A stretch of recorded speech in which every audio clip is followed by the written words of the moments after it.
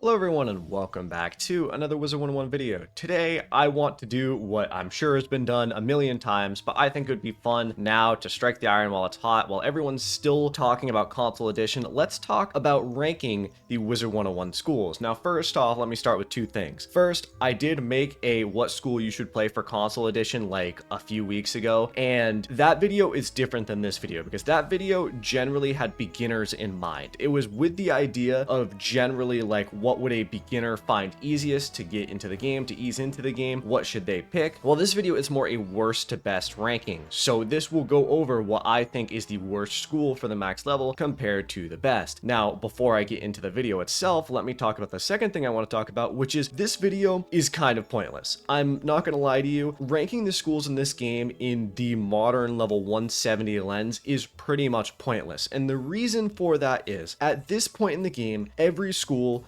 is basically wildly overpowered. Every school has the ability to get up to like 230 damage, a very high amount of resist, a very high amount of health, and because of that, it means that every school is really good to the point where any school is able to be a hitter, or any school is able to really succeed in the game and do it well. Back in the day, like in the level 100 range, when Darkmoor was the highest level dungeon, only really storms, myths, deaths, and fires could hit. Like if you were an ice, balance, or life, you just weren't a hitter. You were just a support school. Nowadays, realistically, that means nothing because an ice, a life, and a balance can also get up to 230 damage, and with damage per pip, their damage per pip for like what the meta in this game is basically the same as storms anyway. Now what I mean by this is like, I believe Forest Lord does 620 to 680 base damage, whereas Stormlord does 690. So the 7-pip AoE meta, which is kind of what we're in right now, where everyone uses a 7-pip AoE to hit anyway, means that realistically, a life is going to be doing basically the same amount of damage as a storm anyway. So realistically,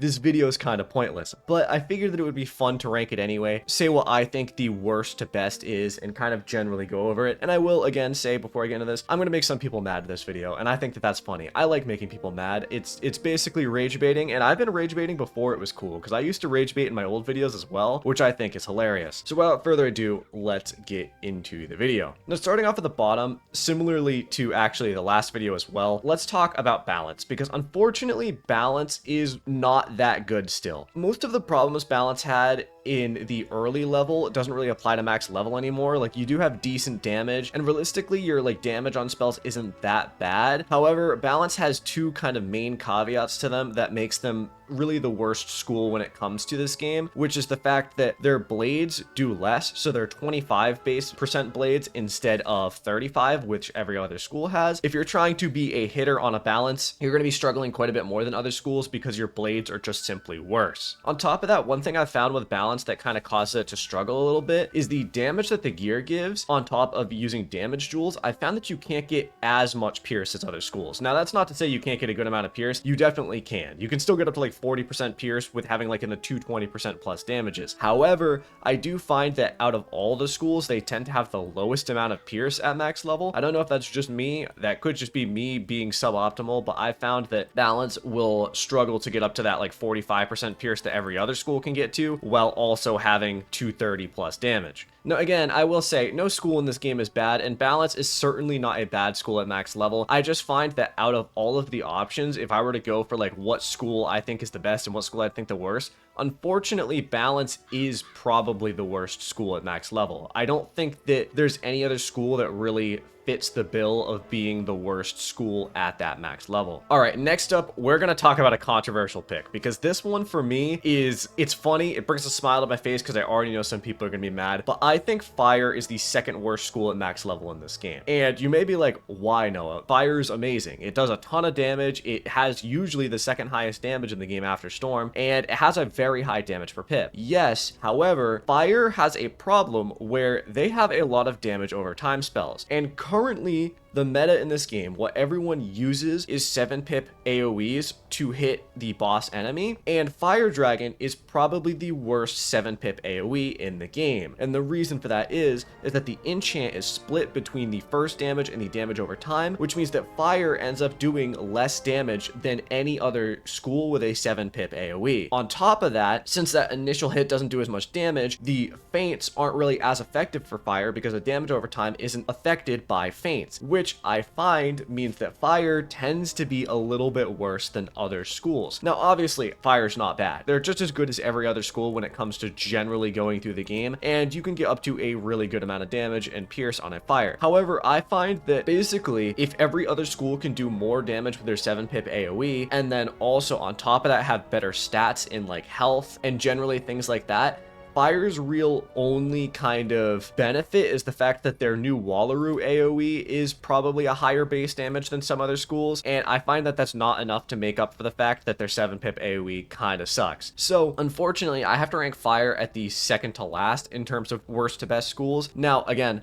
Fire's not bad, just generally in terms of the other schools, I don't think it's as good. Now, unfortunately, here we get into the hardest part of this video, which is the fact that honestly, at this point, most of the other schools, there isn't really a clear-cut answer depending on what you're going for, because realistically, I could probably name the top two, and then these middle ones are all very similar, so we're just going to talk about them in the order I think, but they could realistically be swapped out. And I think next we're going to talk about Myth. Now, the only reason why Myth is here is realistically because he doesn't get as much health and resist as the other two. Otherwise, Myth does have a higher base damage on their spells as the next two schools coming up. Oh, I don't have the Purge spell. Let me train that Purge spell. Generally, I think Myth is incredibly good. They're really good as a hitter, and I'd argue that they're probably even better than Fire when it comes to hitting, but I think that their health is slightly lower than the next two that I'm going to talk about, and otherwise, stat-wise, they aren't as good as hitting as, say, a Death or a Storm is, which obviously are going to be higher on this list.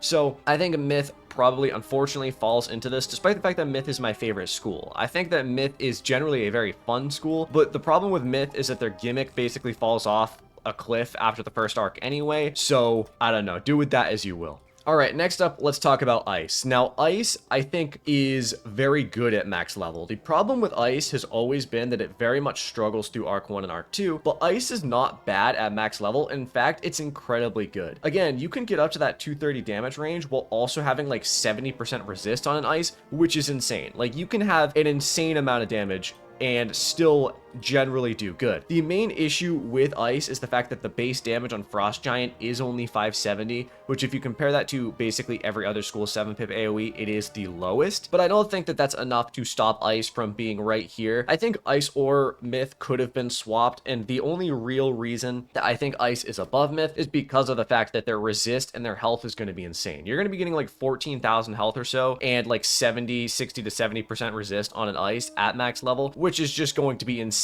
stat wise. Like you're going to be tanking so much damage, and your damage is still going to be in like the 230 range, which is just crazy. Ice is probably one of the craziest max level schools in this game, and the only reason why it's not like higher again is because of that base damage that they have, where their base damage is probably the lowest in the game. So you can argue with me if you want, but I think Ice is really broken at max level, and that's why it's probably firmly in the middle of the ranking here. All right, next up we're going to talk about Life, and I think that Life generally could have been in second, but I think that the only reason why they're not is simply because the top two schools are so good in this game and so powerful. Life is amazingly versatile. They have an insane amount of damage at max level. On top of that, their base damage on their spells is much higher than Ice, which means that generally they can hit much better than an Ice. On top of that, again, they do have a massive amount of health, a massive amount of resist, a massive amount of damage at max level. On top of that, they're able to heal, which I think that ability alone, that their healing spells, make them at least slightly better than an Ice. Obviously, Ice can train the healing spells, but a Ice trained up healing spells is never going to be as good as just generally a Life that has healing spells. I think Life is in the top 3 in the game, and they, again, can very easily be a hitter as well, which I think is amazingly funny. With the new gear coming out, with the Darkmoor world coming up, I did see that Life gets new outgoing healing gear. Like, they're going to be getting a decent amount of damage on top of that, having a massive amount of outgoing ongoing healing as well, which is just simply really, really good and really, really disgusting, because it means that life at max level might even overtake number 2 and might become that number 2 best school in the game, in my opinion. All right, now finally, you guys probably could have seen this coming. I'm going to rank Storm at number 2. Now, I did hesitate from this. First off, I have a bias against Storm. I've never really liked the Storm school. I don't like playing it. I think it's a little boring, and generally, it's like not my favorite in the game. However, I'd be remiss not to talk about the fact that Storm just generally is broken. Their Wallaroo AoE has 600 base damage compared to every other school's like 400 base damage,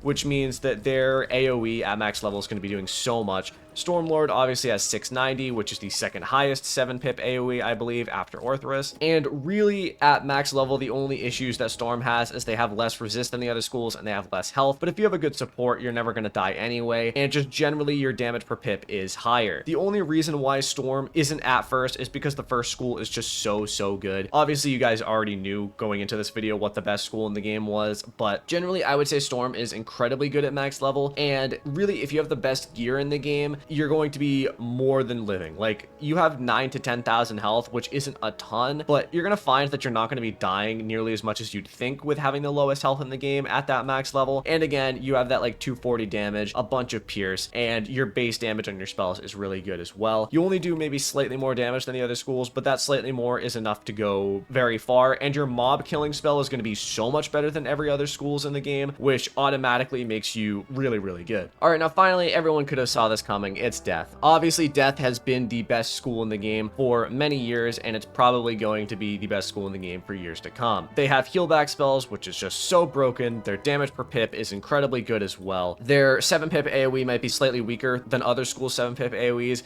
but it's not enough to the point where it's actually detrimental to them. And then on top of that, they have amazing damage, probably the second highest in the game after Storm. They can get massive amounts of pierce, just good health, good resist. They're basically everything I said about Life and Ice, except on top of that, they do even more damage than Life or Ice because they do generally have a higher damage stat. There is a reason why on console everyone has noticed that Death is by far the most picked school. It's just because Death is so good. There's like no real downsides to picking a Death, unlike the other schools where they have like a weakness. And at max level, it's just going to be simply the best school because of that heal back. So that's it for my rankings. Let's just wrap up this video, but I want to say something.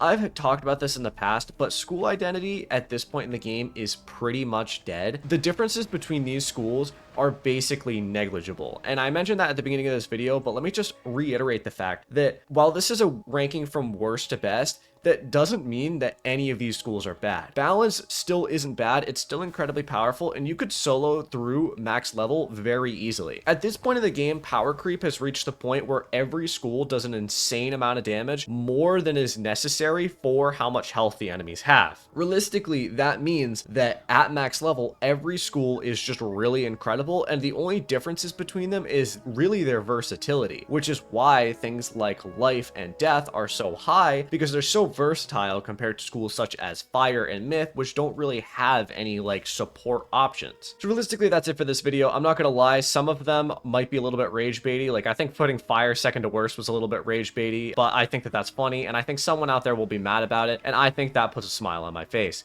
So that's gonna be it for today. Let me know what you think in the comments below. I think I'm also going to do a video on how each school does when soloing through the game again. It is the most popular video on my channel, and I would like to remake it at some point in a much better and more concise manner. I think that would be pretty cool. So let me know if you're interested in seeing that. But otherwise, thank you all for watching. I'll see you in the next video.